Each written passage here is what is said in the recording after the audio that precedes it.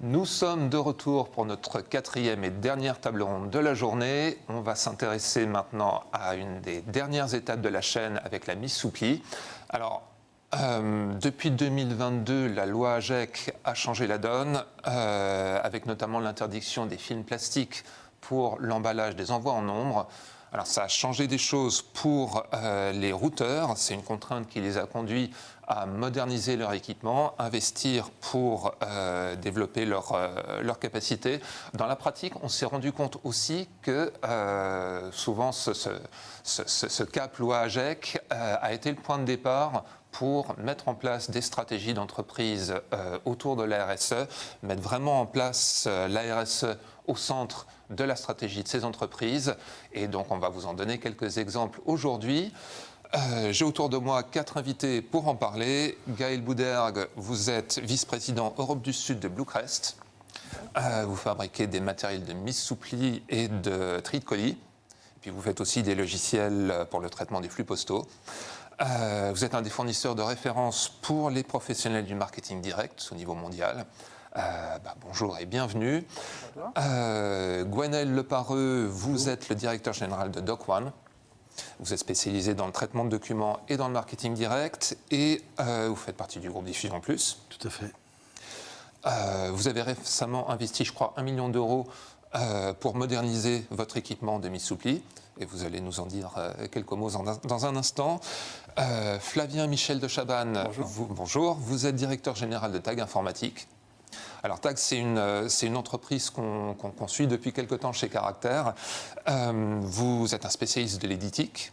Et puis, vous êtes en train de développer votre activité marketing. Vous faites évoluer votre équipement de production, votre infrastructure de production. Vous allez aussi nous en parler. Et puis, Gabriel Bress, vous êtes un des organisateurs du Trophée de l'éditique. C'est un événement sportif qui réunit chaque année les acteurs de ce domaine du marketing direct. Alors, double intérêt pour ceux qui s'intéressent au golf.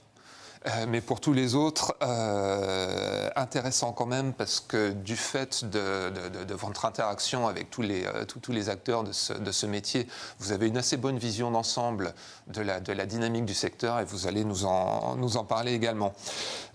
Vous êtes aussi, vous avez dirigé DataOne pendant 6 ans. Donc dans le cadre du groupe Diffusion Plus, donc vous connaissez pas mal le marché.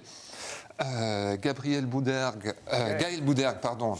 Je vous mélange tous, ça commence mal. Je vais commencer avec vous. Rappelez-nous en 2 mots ce que dit la loi AGEC pour tout ce qui est mise sous pli et qu'est-ce que ça change pour les acteurs du secteur. La loi AGEC, en fait, pour que tout le monde ait en tête, il faut redonner 2-3 termes. On est vraiment sur l'anti-gaspi et l'économie circulaire. Ouais. Et donc, dans l'anti-gaspi et l'économie circulaire, les 2 sujets principaux qui vont nous concerner dans nos métiers vont être autour de l'arrêt du plastique, notamment non réutilisable, et le deuxième point va être sur le mieux produire. Donc, ces 2 éléments-là vont toucher qui ? Ils vont toucher d'une part les fabricants de matériel, parce que les conséquences vont être sur des matériels qui vont être notamment sur l'encre. Il va y avoir beaucoup de sujets autour de l'encre pour avoir une encre aqueuse, une encre végétale qui puisse être réadaptée, réutilisée. Ça, c'est du fait du changement de média. Oui, exactement. Et de ce fait, les différents fabricants qui peuvent exister sur le marché vont devoir développer différemment, fabriquer différemment. Et au niveau notamment des routeurs et des différents acteurs, eux vont se poser plus les questions sur les consommables, quelque part, et sur l'utilisation et sur leur choix d'investissement. Donc il faut faire une analyse de ces flux, ces investissements et où on veut aller. Ça va être les 2 grandes tendances. Alors, apparemment, ça change quand même la donne en termes de matériel. J'ai vu pas mal de routeurs devoir changer leur équipement de mise sous pli pour se mettre en conformité avec la loi AGEC. Oui, alors, non. pas forcément de la mise sous pli, ça peut avoir les conséquences sont un peu différentes. Je vais prendre un exemple facile, l'enveloppe. L'enveloppe, il y a une partie plastique sur un certain nombre qu'on peut enlever. Donc certains acteurs... Ça, c'est la fenêtre ? La fenêtre. Certains vont décider de partir et de prendre de l'enveloppe 100% papier. Une enveloppe 100% papier, après, il faut être capable de gérer l'impression sur l'enveloppe. Voilà. Et donc là, ça va nécessiter au niveau des fabricants, c'est ce qu'on a pu faire de notre côté, d'avoir des solutions en ligne avec ces matériels de mise sous pli qui vont pouvoir imprimer à grande vitesse des données variables. Il y a un petit peu de complexité dans le transactionnel sur ces sujets-là. Et des produits, pareil, à base d'encre aqueuse. et qui soit capable de gérer l'intégrité avec les bons systèmes de fichiers de contrôle et également gérer tout ce qui va être important pour nos métiers, qui vont être le CI Premium et les Smart Data. Donc tout cet ensemble-là, il faut avoir une bonne cohérence de gestion et de fabrication. Et en l'occurrence pour nous, c'est assez intéressant vu qu'on a à la fois nos usines américaines et françaises qui travaillent sur les différents produits pour répondre aux besoins des clients sur ces domaines-là.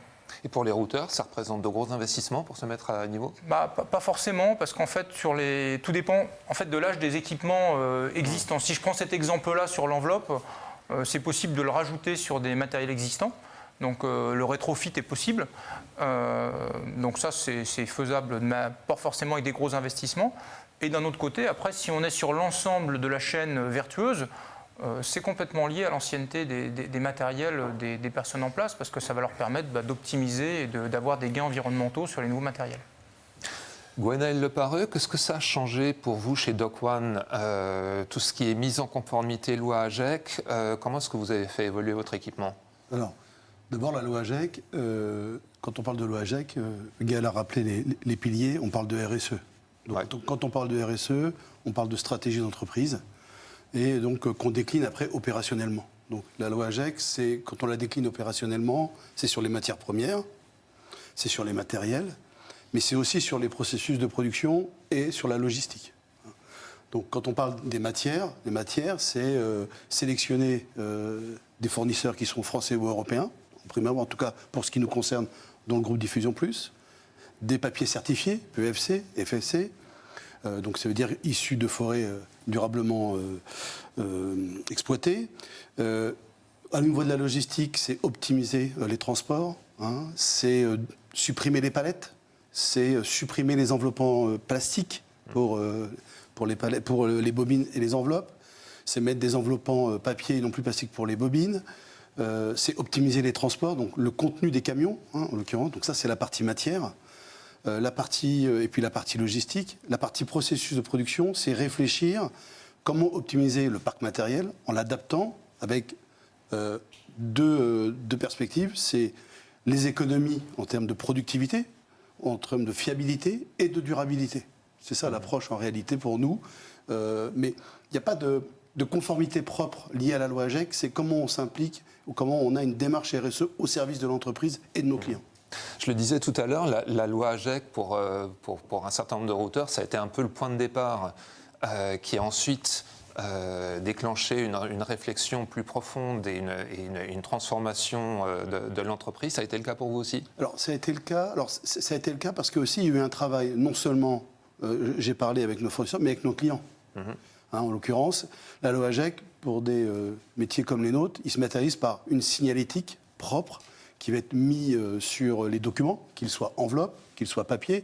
Mais donc en amont, ça veut dire la conception des documents, le maquettage des courriers, donc la réflexion en amont avec des services, métiers ou informatiques. Donc c'est aussi un travail d'ensemble entre le prestataire, ses clients et ses fournisseurs, j'en ai parlé par rapport aux matières. Et puis un emballant papier, c'est aussi quelque chose qu'on peut imprimer, donc c'est un support de communication supplémentaire, quelque chose un nouveau levier à actionner. C'est un levier, c'est une variante. On a des enveloppes, on a parlé sur lesquelles c'est un film plastique, un cristal plastique. On peut après aller plus loin avec des enveloppes avec des cristals papier. Ouais. Et puis après, c'est l'enveloppant papier. Toutes les productions ne sont pas adaptées à l'enveloppant papier, mais en l'occurrence, dès qu'on le peut, surtout dans le marketing, là où Diffusion Plus est un des spécialistes chez nous, c'est quelque chose qu'on essaie de promouvoir auprès de nos clients. Et la prochaine étape pour vous, ça va être quoi ? Alors la prochaine étape, pour nous, ça va être de monter un atelier de fabrication d'enveloppes sur notre site de Toulouse, dans DocOne, et c'est quelque chose qu'on mène de concert avec la grande sœur d'Ataouane, où on va couvrir sur l'enveloppe blanche 80% de nos besoins. Alors qu'est-ce que ça veut dire en réalité ? Ça veut dire diminution des transports, optimisation des matières, puisque c'est le même papier qui sert à l'impression et à la mise sous pli. C'est aussi gagner dans la valeur ajoutée de la chaîne de fabrication, on se positionne, et puis c'est produire ce dont on a besoin. On n'a pas besoin de stocker, on limite la gâche, et donc aussi les enveloppes en carton, parce que les enveloppes actuellement, quand on les commande, elles sont livrées dans des enveloppes en carton, sur palette, enveloppée. Là, on va commander une bobine et on va la fabriquer. D'accord. Et vos clients, qu'est-ce qu'ils en disent? Est-ce qu'ils sont sensibles à tout ça? Ça les intéresse, ça les interpelle? Ou il y a encore beaucoup d'éducation à faire? Alors, j'en ai parlé tout à l'heure. Pour la loi AGEC, en l'occurrence, on a travaillé avec nos clients. Ouais. Ils sont sensibles, oui, ils sont acteurs aussi. Hein. Donc ils jouent le jeu. Comment? Donc ils jouent le jeu. Ils jouent le jeu, mais alors, sur la loi AGEC, mais sur la partie RSE au sens large, les appels d'offres ou les marchés publics, la RSE est présente, c'est un élément maintenant discriminant dans l'approche et dans la fonction. C'est aussi une partie prenante dans le pilotage de l'entreprise. Moi, je prends l'exemple chez Doquan, la RSE, donc la loi AGEC, mais bien sûr la RSE, c'est un outil de pilotage de l'entreprise au quotidien. Non seulement pour la direction, mais pour tous les managers. Donc, et nos clients, on a de plus en plus d'audits clients, de travaux avec nos clients, et cet aspect-là est évoqué à chaque fois. Ouais, donc vos clients vous demandent des comptes. Exactement. Et des comptes, des indicateurs clairs et précis. On les mesure, mais ils sont surtout visibles. D'accord. Flavien Michel de Chabannes, j'ai un peu envie de vous poser les mêmes questions. Vous en êtes où aujourd'hui en termes de mise en conformité loi AGEC et ce qui vient derrière? Qu'est-ce qui a changé chez TAG? Alors, si je reprends un peu ce qu'on a déjà dit sur la loi AGEC, on a parlé de mieux produire. Alors, TAG, depuis des années, investit et a la vocation d'avoir toujours le meilleur équipement pour viser l'excellence industrielle. Et donc, le mieux produire chez TAG, ça a été de se doter de machines très performantes. Il y avait plusieurs objectifs. Alors, ça remonte à plusieurs années. Ouais. Et il y a une dernière machine qui est arrivée donc, à l'automne dernier, donc c'est tout frais. Et là, l'objectif, c'était évidemment de mieux produire, réduire les délais, réduire aussi les consommations d'énergie, supprimer des étapes qui étaient à faible valeur ajoutée, qui étaient consommatrices aussi quelque part d'énergie et de matières premières quelque part inutiles. Et en plus, cerise sur le gâteau, puisqu'on parlait de RSE, on supprime avec ces nouveaux matériels des opérations qui étaient, entre guillemets, à faible valeur ajoutée ou qui représentaient une forte pénibilité pour nos équipes. Comme quoi? Et là, alors comme des opérations de réglage, notamment, avec des interventions mécaniques. Et là, il faut s'accompagner, ça a déjà été dit dans différents tables rondes aujourd'hui, il faut s'accompagner des bons partenaires.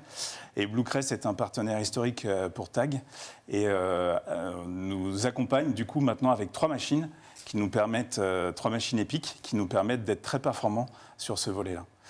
Donc mieux produire, ça c'était un volet. L'autre volet, j'avais envie de parler bien sûr du plastique, on en a déjà un petit peu parlé. Donc effectivement, là, l'enjeu, c'est d'être en capacité de proposer à nos clients des solutions zéro plastique. Et là encore, le parc machine de TAG et l'innovation qui a été menée depuis plusieurs années nous permet de proposer des solutions, notamment le tout en un. Ça, vous le faites dès aujourd'hui? On fait dès aujourd'hui, oui. Et on propose donc cette solution tout en un avec un panel de formes, de formats, de personnalisation quasiment infini. Donc la loi AGEC, pour TAG, ça n'a pas été une contrainte, c'est plutôt une opportunité pour mettre en avant le parc machine innovant et les savoir-faire de la maison. Ça, c'est une petite musique que j'entends beaucoup là, autour de la loi AGEC. Alors, parlez-nous un petit peu de votre stratégie RSE. Je crois que vous visez une neutralité carbone dans 3 ans, c'est ça? Oui, en effet. Donc voilà, l'ADN de l'entreprise TAG nous obligeait à viser l'excellence environnementale aussi. Et du coup, on est engagé dans un plan stratégique à 5 ans que l'on a appelé Zéro Carbone. Donc il y a plusieurs dimensions. Il y a la volonté de ne pas utiliser d'énergie fossile et d'avoir un impact carbone zéro. Voilà, c'est l'objectif. Ce plan d'action, enfin ce plan stratégique, il s'appuie sur 3 grands axes. Le premier, c'est de produire nous-mêmes l'essentiel des documents nécessaires à la production des mailings ou des courriers que l'on réalise pour nos clients. On en a parlé, ça passe par la fabrication des enveloppes. Donc depuis plusieurs mois maintenant, nous avons une machine pour fabriquer nos propres enveloppes. Donc ça, vous le faites aussi? On le fait également. Donc les impacts dont parlait Gwenaël de transport, de carton inutile, ça a été traité. Cette logique-là et concerne aussi l'ensemble de nos process, façonnage et puis édition, puisqu'on est en mesure de proposer à nos clients des documents annexes au courrier personnalisé qui est notre cœur de métier, nous-mêmes. Voilà, ça c'est le premier axe. Deuxième axe, c'est le fait de produire nous-mêmes l'énergie dont on a besoin. Donc le plan stratégique implique le fait qu'on va s'équiper d'un parc de panneaux photovoltaïques de dernière génération. Parce qu'ils vont être équipés de systèmes de trackers solaires pour optimiser la production d'énergie électrique. Et ce système-là va être couplé à un système de batterie, encore une fois, de dernière génération, pour être en mesure d'être autosuffisant par rapport à notre besoin en énergie électrique. Voilà. Donc ça veut dire que toute l'énergie que vous avez besoin de consommer, vous allez arriver à générer tout ça par du solaire. C'est l'objectif. Okay. Solaire plus capacité aussi à stocker l'énergie pendant les périodes pendant lesquelles on peut produire un peu plus. Voilà. Et le troisième axe, pour terminer, donc c'est de continuer à optimiser notre site de production. On va profiter en fait d'un grand chantier de redimensionnement et d'agrandissement de notre site de production pour mener diverses actions d'isolation, de géothermie, etc. Tout un plan d'action. Et tout ce plan stratégique donc, a été travaillé depuis de longs mois, fait l'objet d'un financement important de plusieurs millions d'euros. D'accord. Donc on est très loin au-delà de la loi AGEC là. On va au-delà. Ok. Gabriel Bress, là on a deux exemples d'entreprises qui se sont mis au goût du jour et qui développent des choses intéressantes. Comment vous voyez le reste de la profession ? Est-ce que les acteurs du secteur se bougent ? Ou est-ce qu'il y a encore un peu d'inertie ? Alors, je n'ai pas la prétention de voir l'avenir, mais on constate par le Trophée de l'éthique, qui est un événement très fédérateur de tous les acteurs du marché, on voit leur évolution. Donc, ils sont depuis longtemps passés au-delà de la concurrence, de la lutte sur les prix, pour aller plutôt vers de la valeur ajoutée, de la qualité, de la sécurité et de la sociabilité. Donc, tous cherchent à faire du plus écologique possible. Ils ont pris des imprimantes, je parle des prestataires, qui ont dépassé le tonnerre, qui n'était pas très bon, au profit des imprimantes à jet d'encre, à encre aqueuse. Et en mise sous pli, là, tout le monde a été contraint et forcé de faire des efforts énormes sur le matériel de mise sous pli. Pourquoi ? Parce qu'il y a eu des campagnes fallacieuses sur le courrier papier. Les grands distributeurs de courrier ont dit à leurs clients « Ne faites plus de papier, ça détruit les forêts ». C'est mauvais, faites que du digital. Et là, ils ont dû bien souffrir. Le logo derrière vous me satisfait parce qu'en réalité, on sait que la cellulose se recycle jusqu'à 7 fois. Et surtout, les constructeurs de mise sous pli ont rendu leur machine intelligente, fiable. Et cette intelligence s'est portée sur le trace and track du pli. C'est-à-dire qu'on a cherché à contrôler l'intégrité du pli, puis l'intégralité des lots de production pour éviter cette gâche qui est dans cette fameuse loi et qui était énorme. On ne la voyait pas, personne ne s'en rendait compte et elle était énorme. Donc maintenant, ils sont capables de produire des plis fiables avec le moins de gâches possible. Et là, ça a été abordé. Ils sont maintenant sur les sujets de personnaliser l'enveloppant. Ce qui est plus intelligent parce que l'enveloppe en soi, c'est quelque chose de sot. On la prend, on l'ouvre, on la déchire, on la jette. Alors que là, si elle enveloppe le pli avec le relevé de compte et qu'en même temps elle est porteuse de messages, là, elle trouve vraiment sa valeur. D'accord. Donc voilà ce qu'on perçoit nous, mais qu'on voit vraiment évoluer au sein du Trophée de l'éthique. Très bien. Bon, c'est encourageant alors. Gwenaëlle Lepareux, il nous reste à peine une minute. Dites-moi vraiment en 2 mots comment vos clients se positionnent par rapport à tout ça. À la limite, ça peut être une question pour tous les deux. Vos clients, ils sont moteurs ou il faut les prendre par la main ? Gwenaëlle d'abord. C'est une bonne question. Ils sont plutôt moteurs. Ils sont plutôt moteurs, puisque eux aussi ont des messages à faire passer à leurs clients consommateurs. Donc ils sont à l'écoute. Donc ils sont à l'écoute, ils sont sensibilisés, ils sont moteurs. Maintenant, par exemple, si on parle du papier recyclé, On parle beaucoup du papier recyclé. C'est merveilleux de recycler le papier, mais les donneurs d'ordre ne vont pas vers le papier recyclé. Ouais. En tout cas, ne sont pas moteurs là-dessus. Ça, c'est un exemple. Oui, ça, on le constate Vous voyez. effectivement. Et donc, mais sur la démarche RSE, sur comment on amène dans nos entreprises à mieux produire, on en a parlé, et à être plus éco-responsables, ils sont forcément acteurs, ils sont sensibles. Je vais laisser un peu Flavien s'exprimer. Bien sûr, ils sont avec nous là-dessus. Tout à fait. Ok. Flavien, je vous donne 10 secondes. Non, mais je vais. Effectivement, on le voit, il n'y a rien qu'à regarder les appels d'offres, on voit que la RSE est un enjeu. Maintenant, c'est à nous de les accompagner, de leur proposer des solutions performantes en RSE, qui seront performantes économiquement, et le pari sera gagné. Donc ils sont demandeurs, mais par contre, il faut leur expliquer les solutions. Il faut un accompagnement. Très bien, messieurs, merci beaucoup d'avoir été avec moi Merci sur à cette vous. table ronde. Merci. À vous tous, merci de nous avoir suivis. J'espère que cette première journée de Web TV Caractère vous a intéressé, interpellé, peut-être inspiré. N'hésitez pas à nous faire part de vos remarques sur nos réseaux sociaux. On a hâte de lire vos commentaires. Et puis je vous dis, j'espère à très bientôt pour une prochaine Web TV Caractère. À bientôt, bonne fin de journée.